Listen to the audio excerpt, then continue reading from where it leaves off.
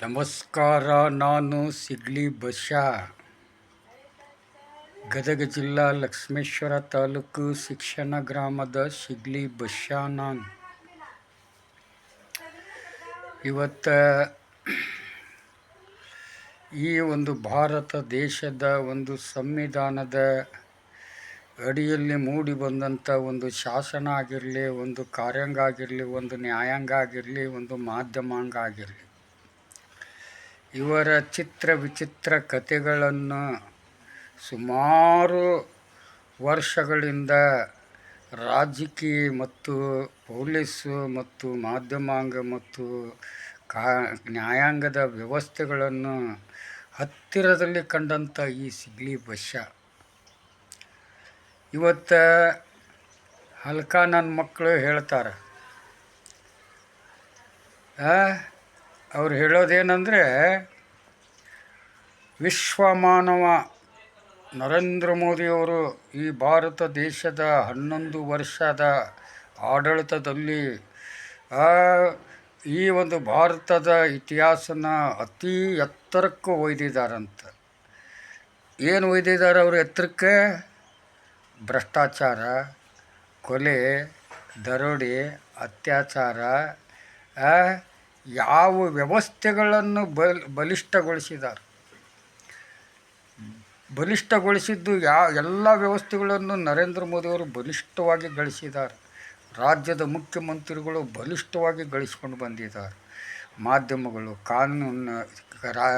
ಕಾನೂನಿನವರು, ಪಂಡಿತರು ಮತ್ತು ಈ ಕಾರ್ಯಾಂಗದ ದಕ್ಷ ಅಧಿಕಾರಿಗಳು ಇವರೇನು ಬೆಳೆಸಿದ್ದಾರೆ ಅಂದ್ರೆ, ವಿಶ್ವದಲ್ಲಿ ನಮ್ಮ ಒಂದು ಭಾರತ ದೇಶಕ್ಕೆ ಏನು ಕೊಡುಗೆಪ್ಪ ಅವ್ರದ್ದು ಅಂದರೆ ಅತೀ ಭ್ರಷ್ಟಾಚಾರ.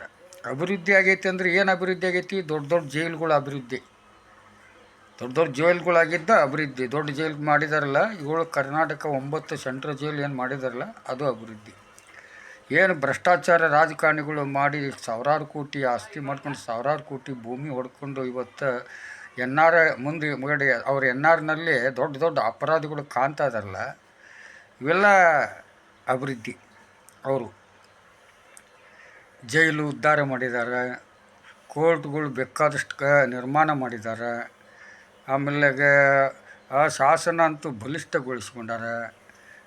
ತಮಗೆ ಏನು ಬೇಕು ಅದನ್ನು ಮಾಡಿಕೊಂಡಿದ್ದಾರೆ ಹೊರತು ಇವರು ಶಿಕ್ಷಣಕ್ಕೆ ಒತ್ತು ಕೊಡೋ ಯೋಗ್ಯತೆ ಆಗಲಿಲ್ಲ. ಆರ್ಥಿಕ ಪರಿಸ್ಥಿತಿ ವ್ಯವಸ್ಥೆಗೆ ತರೋ ವ್ಯವಸ್ಥೆ ಮಾಡೋಕ್ಕಾಗಲಿಲ್ಲ. ಇವತ್ತು ಆರೋಗ್ಯ ಆಗಿರಲಿ ಮತ್ತು ಈ ಒಂದು ಬಡವರ ಒಂದು ಶ್ರಮದ ಒಂದು ವ್ಯವಸ್ಥೆ ಆಗಿರಲಿ, ಯಾವ ವ್ಯವಸ್ಥೆಗೂ ಇವರು ಒತ್ತು ಕೊಡೋಕ್ಕಾಗಲಿಲ್ಲ. ಅಭಿವೃದ್ಧಿ ಮಾಡಿದ್ದಾರೆ ಅಂತಂದು ಈ ಒಂದು ತೇಜಸ್ವಿ ಸೂರ್ಯ ಆಗಿರಲಿ, ಈ ಒಂದು ಸಿ.ಟಿ. ರವಿ ಆಗಿರಲಿ, ಆರ್ ಅಶೋಕ್ ಆಗಿರಲಿ, ಈ ಬಸವರಾಜ ಯತ್ನಾಳ್ ಆಗಿರಲಿ, ಬಸವರಾಜ ಬೊಮ್ಮಾಯಿ ಆಗಿರಲಿ, ಯಡಿಯೂರಪ್ಪ ಆಗಿರಲಿ, ವಿಜೇಂದ್ರ ಆಗಿರಲಿ, ವಿ ಸೋಮಣ್ಣ ಆಗಿರಲಿ, ಇನ್ನೂ ಬೇಕಾದಷ್ಟು ಅನಂತಕುಮಾರ್ ಹೆಗಡೆ ಆಗಿರಲಿ, ಇವರೆಲ್ಲ ಏನೋ ಮಾಡೋಕ್ಕೋಗಿ ಈ ದೇಶನ ಕೆಟ್ಟ ಕೆರ ಹಿಡಿಸ್ಬಿಟ್ರು. ಅದಕ್ಕೋಸ್ಕರ ಶ್ರೀರಾಮಚಂದ್ರನ ಇತಿಹಾಸನ ಗೆದ್ದದ್ದು ತೀರ್ಪು ನೀಡಿದ್ದು ಕಾನೂನು ಪಂಡಿತರು. ಇದು ಅಯೋಧ್ಯ, ಹಿಂದಿನ ಅಯೋಧ್ಯ ಮತ್ತೆ ಬೆಳಕಿಗೆ ಬರಬೇಕನ್ನೋದು ಆಶೀರ್ವಾದ ಮಾಡಿದ್ದು ಕೋರ್ಟು. ಅದಕ್ಕೆ ಇತಿಹಾಸ ಒತ್ತು ಕೊಟ್ಟಿದ್ದು ಇತಿಹಾಸಗಾರರು, ಈಗಿನ ಇತಿಹಾಸಗಾರರಲ್ಲ. ಈಗಿನ ಇತಿಹಾಸಗಾರರು ಏನು ಮಾಡಿದರು? ಈ ಭಾರತ ದೇಶದಲ್ಲಿ 140 ಕೋಟಿ ಪ್ರಜೆಗಳನ್ನು ಒಳಗೊಂಡು, ಅದರಲ್ಲಿ 20 ಕೋಟಿ ಇಸ್ಲಾಮನ್ನು ಜೊತೆಲಿ ಇಟ್ಟುಕೊಂಡು ಇವರು ಹೆಂಗೆ ಈ ಒಬ್ಬಾಕಿ ಹೆರಿಗೆಗೆ ಓಡ್ತಾಳೆ ಹೆಂಡತಿ, ಗಂಡ ಹೆಂಡತಿ ಹೆರಿಗೆಗೆ ಹೋಗ್ಯಾಳ, ತಡಿ 5 ಮಕ್ಕಳು ಮನೆಯಾಗಿಲ್ಲ ಅಂತಂದು ಇವತ್ತು ಏನು ಮಾಡ್ತಾನಂದ್ರೆ ಅಲ್ಲಿ ಇಲ್ಲಿ ಸಾಲ ಮಾಡಿ ಇಸ್ಪೀಟಾಡಿ ಕೊನೆಗೆ ಅವ್ರ ಮನ್ಯಾಗೂ ಸಾಲ ತೀರ್ಸೋಕ್ಕೆ ಕೇಳೋಕೆ ಭಯ ಆಗಿ, ಹೆಂಡ್ತಿಗೂ ಸಾಲ ಮಾಡಿದ್ದು ಹೇಳೋಕೆ ಭಯ ಆಗಿವೆ, ಗಿಡಕ್ಕೆ ಹೋಗಿ ಉರ್ಲು ಹಾಕ್ಕೊಂಡಿರ್ತಾನೆ. ಅಂಥ ಉರ್ಲು ಹಾಕ್ಕೊಂಡಂಥವನ್ನ ಊರಾಗ ಅದು ಗ್ರಾಮ ಪಂಚಾಯತಿ ಅಧ್ಯಕ್ಷರು, ಪೊಲೀಸರು ಬರೋದಕ್ಕಿಂತ ಮುಂಚೆ ಅದನ್ನಾಗಲೇ ಸುಟ್ಟು ಹಾಕಿ ಬಂದುಬಿಟ್ಟಿರ್ತಾರೆ.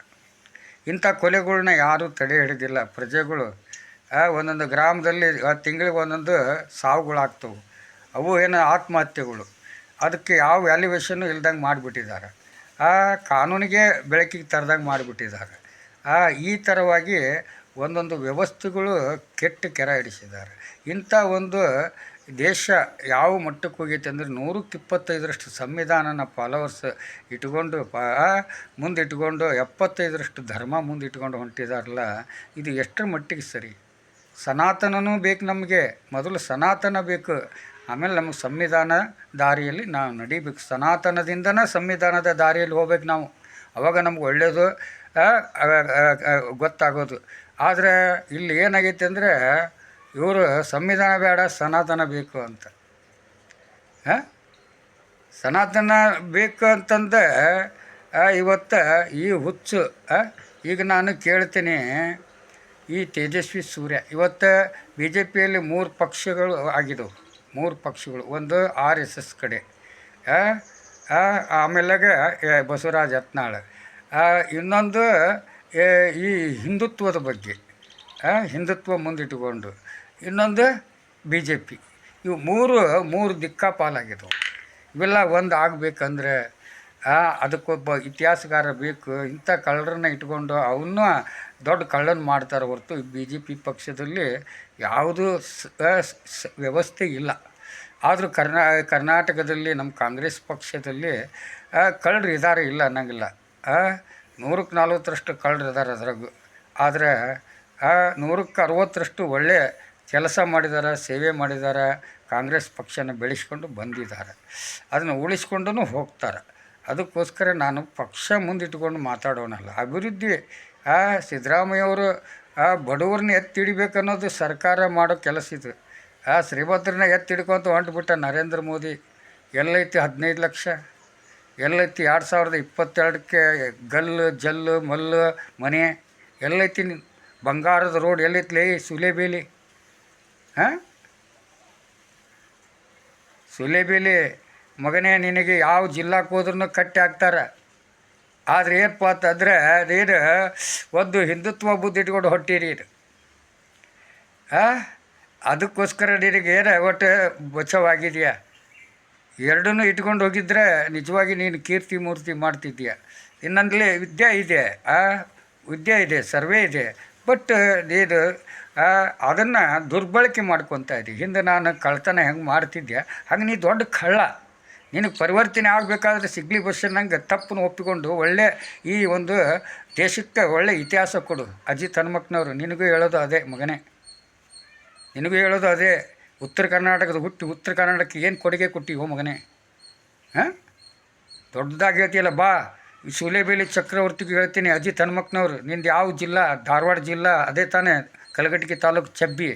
ಆ ಗ್ರಾಮದಲ್ಲಿ ಈ ಸಿಗ್ಲಿ ಬಸ್ಸೆ ಬಂದಂದರೆ ಬಾ, ನನಗೆ ಫಾಲೋವರ್ಸ್ ಎಷ್ಟದಾರ, ನಿನಗೆ ಎಷ್ಟದಾರ ನಾನು ಕೊಡ್ತೀನಿ ನಿನಗೆ ಉತ್ತರಾನ. ಅಜಿತ್ ಹನುಮಕ್ಕನವರು ಬಾ.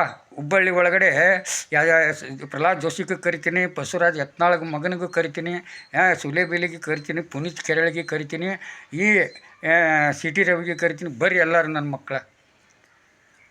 ನಾವೆಲ್ಲ ಹಿಂದೂ ಅಂತೀರಲ್ಲ, ಅಲ್ಲೊಂದು ವೆಂಕಟೇಶ್ವರ ದೇವಸ್ಥಾನ ಐತಿ ಹುಬ್ಬಳ್ಳಿ ಒಳಗೆ, ಅಕ್ಕಿಪೇಟೆ. ಅಲ್ಲಿ ಎಲ್ಲ ಜಾತಿಯವರು ಒಂದು ಅನ್ಯೋನ್ಯವಾಗಿ ಬದುಕ್ತಾ ಇದ್ದಾರೆ. ಆ ಒಂದು ಏರಿಯಾದೊಳಗೆ ಎಲ್ಲ ಜಾತಿಗೂ ಇತಿಹಾಸ ಕೊಡೋಂಥ ಒಬ್ಬ ದೇವ್ರನ್ನ ಪೂಜೆ ಮಾಡ್ತಾ ಬಂದಿದ್ದಾರೆ ಅವರು. ಅದನ್ನು ಗುಡಿ ಕಟ್ಟಿ ₹100 ₹100 ದಾನ ಧರ್ಮ ಮಾಡಿ ಆ ಗುಡಿ ಕಟ್ಟಿ ಇವತ್ತು ಆ ವ್ಯಾಲ್ಯೂವೇಷನ್ನ ಬೆಳಕಿ ತಂದಿದ್ದಾರೆ. ಹಿಂದೆ ಎಲ್ಲ ಜಾತಿಗೂ ಒಬ್ಬ ಇತಿಹಾಸಗಾರ ಇದ್ದ. ಜಂಗಮ, ವೀರಶೈವದವರು, ಕುರುಬರು ಮತ್ತು ಗಾಣಿಗರು ಇವರೆಲ್ಲರೂ ಹಿರೇತನದಲ್ಲಿ ಎಲ್ಲ ಜಾತಿಗಳು ಒಕ್ಕೂಡಿಸಿಕೊಂಡು ಒಂದು ದೇವಸ್ಥಾನನ ಇತಿಹಾಸ ಉದ್ಭವ ಇದ್ದಂಥ ಆ ಒಂದು ಇದ್ದಂಥ ಸಾಲಿಗ್ರಾಮ ಒಳಗೊಂಡಂಥ ಆ ವೆಂಕಟೇಶ್ವರ ದೇವಸ್ಥಾನಕ್ಕೆ ಒಂದು ಇತಿಹಾಸದ ಒತ್ತು ಕೊಟ್ಟಿದ್ದರು ಅವರು. ಅವ್ರ ಕೈಯಲ್ಲಿದ್ದಾಗ, ಎಲ್ಲ ಸಾರ್ವಜನಿಕರ ಧರ್ಮ ಜಾತಿಗಳ ಕೈಯಲ್ಲಿದ್ದಾಗ ವೆಂಕಟೇಶ್ವರ ದೇವಸ್ಥಾನದ್ದು 4-5 kg ಬಂಗಾರ ಬೇಕಾದಷ್ಟು ಆ ಹುಬ್ಬಳ್ಳಿ ಶಾರದಾಗ ಸುಮಾರು ಒಂದು 5-6 ಗುಂಟೆ ಜಾಗ ದೇವಸ್ಥಾನ. ಇತಿಹಾಸದ ಭಕ್ತರು ಆ ಒಂದು ದೇವಸ್ಥಾನ ಸೇವೆ ಮಾಡೋಕ್ಕಂಥ ಒಂದು ಬ್ರಾಹ್ಮಣ ಕುಟುಂಬ ಬಂತು. ಬಂದು ಇದನ್ನು ನಮ್ಗೆ ಸೇವೆ ಮಾಡೋಕೆ ಕೊಡ್ರಿ, ನಾವು ಮಡಿಯಾಗಿ ಇಟ್ಕೊಂಡು ಎಲ್ರಿಗೂ ಆಶೀರ್ವಾದ ಪಡೆಂತ ನಾನು ಸೇವೆ ಮಾಡ್ತೀನಿ ಅಂತ ಕೇಳಿದಾಗ ವೆಂಕಟೇಶ್ವರ ದೇವಸ್ಥಾನದ ಜಾಗದಲ್ಲಿನ ಒಂದು ಅರ್ಚಕರಿಗೆ ಒಂದು ರೂಮ್ ಇತ್ತು. ಆ ರೂಮ್ನಲ್ಲೇನೋ ಜೀವನ ಮಾಡ್ಕೊಂಡು ಇರಿ ಅಂತ ಕೊಟ್ಟು ಆ ಸೇವೆ ಮಾಡೋಕ್ಕೆ ಎಲ್ಲ ಜಾತಿಯವರು ಅವ್ರಿಗೆ ಒಪ್ಪಿಸಿದಾಗ, ಬ್ರಾಹ್ಮಣನಿಗೆ ಒಪ್ಪಿಸಿದಾಗ ಅವನು ಆ ಒಂದು ಸೇವೆಯಲ್ಲಿನ 5 ಮಕ್ಕಳಿಗೂ ಜನ್ಮ ಕೊಟ್ಟ. ತನ್ನ ಹೆಂಡತಿ ಜೊತೆಲೆ ಜೀವನ ಮಾಡಿ ಆ 5 ಮಕ್ಕಳಲ್ಲಿ ಒಂದು ಮಗು ಸತ್ತು, 2 ಹೆಣ್ಣು 2 ಗಂಡು ಉಳಿದ್ವು. 2 ಹೆಣ್ಣು ಮದುವೆ ಮಾಡಿದರು. ಒಬ್ಬವನು 2 ಮಂದಿ ಸೇರಿಕೊಂಡು ಇವತ್ತು ಆ ದೇವಸ್ಥಾನ ನಮ್ಮದು. ಆ ದೇವಸ್ಥಾನದೊಳಗೆ ಸಾರ್ವಜನಿಕರು ಒಳಗಡೆ ಬರೋಂಗಿಲ್ಲ, ಆ ವೆಂಕಟೇಶ್ವರನ ಮುಟ್ಟಂಗಿಲ್ಲ.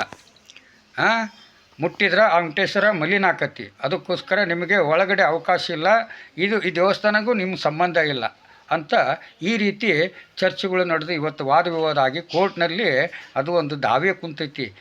ಬಾ ಆ ಏರಿಯಾದಲ್ಲಿ ನೀವು ಬರ್ರಿ, ನಾನು ಬರ್ತೀನಿ.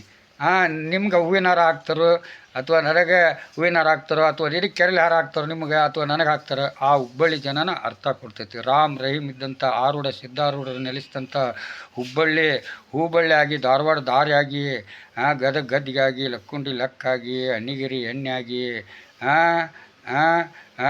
ಲಕ್ಷ್ಮೇಶ್ವರ ಪುಲಿಯಾಗಿ, ಇಟಿಗೆ ಬಂಗಾರ ಪೇಟೆಗಾಗಿ ಇಂಥ ಒಂದು 17 ತಾಲೂಕು ಒಳಗೊಂಡಂಥ ಹುಬ್ಬಳ್ಳಿ ಶಹರದಾಗ ಆ ವೆಂಕಟೇಶ್ವರ ದೇವಸ್ಥಾನದ ಒಂದು ಇತಿಹಾಸನ ನಾವು ಒಂದು ತೀರ್ಪಾಗಬೇಕು, ಅದಕ್ಕೆ ಒಂದು ನ್ಯಾಯ ಸಿಗಬೇಕು.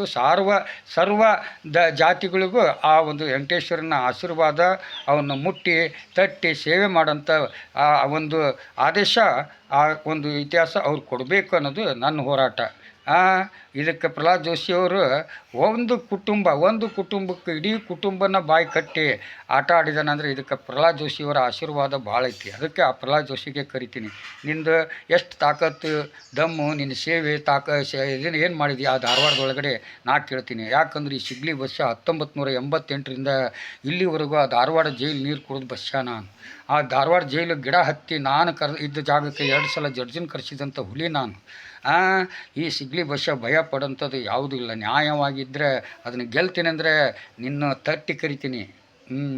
ನಿಮ್ಮನ್ನೆಲ್ಲ ತಟ್ಟಿ ಕರಿತೀನಿ. ಇನ್ನೊಂದು ಸ್ವಲ್ಪ ದಿನ ತಡೀರಿ, ನಿಮ್ಮ BJP ಸರ್ಕಾರ ಸರ್ವನಾಶ ಆಗ್ತೈತೆ ಅನ್ನೋದು ಮುಂದಿನ ಕಾಣಿಕೆ ಚುನಾವಣೆಗಳ ನಿಮಗೆ ಉತ್ತರ ಕೊಡ್ತಾರೆ ಜನರು. ಯಾಕಂದರೆ ನಿಮ್ಮ ಸಾಧನೆ ಯಾವುದೂ ಇಲ್ಲ.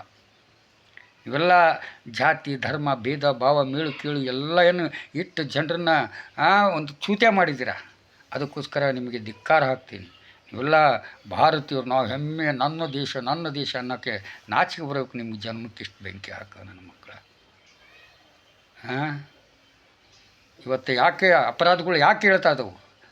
190ರಷ್ಟು ಭ್ರಷ್ಟಾಚಾರ, ಬಡವ್ರನ್ನ ಹತ್ತಿಗೆ ತುಳಿದಿದ್ದಕ್ಕೆ ಅವ್ರಿಗೆ ಹಸುವಾಗಿದ್ದಕ್ಕೆ ನಿಮ್ಮನ್ನ ಹರ್ಕೊಂಡು ತಿನ್ನಾಕತ್ತಿದ್ದಾರೆ. ನೋಡ್ತಿರಲ್ಲ ಆ ಫಿಲ್ಮ್ ಆ್ಯಕ್ಟ್ರು ಎಂತಿಂತಲ್ಲಿ ಹೋಗಿ ಚಾಕು ಚುಚ್ಚಿ ಎಂತಿಂಥ ಬ್ಯಾಂಕ್ಗಳ ದರೋಡೆಗಳು ಮಾಡಾಕತ್ತಿದ್ದಾರೆ. ಇವಕ್ಕೆಲ್ಲ ನಿಮ್ಮ ಸರ್ಕಾರ ಬೇಕಾ? ಇವನ್ನ ಮಟ್ಟ ಹಾಕೋಕ್ಕೆ ಸರ್ಕಾರ ಇರಬೇಕಾ? ಇವನ್ನ ಬೆಳೆಸಾಕಿರೋದು ಸರ್ಕಾರ. ಯಾಕಂದರೆ ಈ ಸಿಗ್ಲಿ ಬಸ್ಸೆ 262 ಮನೆ ಕಳ್ಳತನ ಮಾಡಿದ್ರು ಜಡ್ಜನ್ನ ಕಟಕಟೆಯಲ್ಲಿ ನಿಲ್ಲಿಸಿ ಪ್ರಶ್ನೆ ಮಾಡಿದ್ರು. ಅಂಥ ಕೇಸ್ಗಳನ್ನ ಈ ಕೋಲ್ದ ಎಷ್ಟಿದಾವಲ್ಲ ಅಷ್ಟು ಕೇಸನ್ನ ನಾನು ವಾದ ಮಾಡಿ ಗೆದ್ದಂಥ ಬಸ್ಸ ನಾನು. 262 ಮನೆ ಕಳ್ಳತನ ಮಾಡಿದ್ರು ನನ್ನಂಥ ಒಬ್ಬ ಅಪರಾಧಿ ಒಂದು ದಿನ ಶಿಕ್ಷೆ ಕೊಡೋಕ್ಕಾಗಲಿಲ್ಲ ಅಂದ್ರೆ ಇಂಥ ದರಿದ್ರ ಕಾನೂನು ವ್ಯವಸ್ಥೆ ಯಾರಿಗೆ ಬೇಕನ್ನೋದು ಪ್ರಶ್ನೆ ನಂದು ಕಾಡ್ತೈತಿ. ಇದಕ್ಕೆ ಉತ್ತರ ಕೊಡಬೇಕು. ಇಲ್ಲ ಅಂದರೆ ಈ ಸಿಗ್ಲಿ ಬಸ್ಸ ಕೊನೆ ತನಕ ನಿಮಗೆ ಉಗಿತಾನ ಇರ್ತಾನೆ. ಜೈ ಹಿಂದ್, ಜೈ ಕರ್ನಾಟಕ, ಜೈ ಕನ್ನಡ, ಜೈ ಶ್ರೀರಾಮ್, ಜೈ ಭೀಮ್.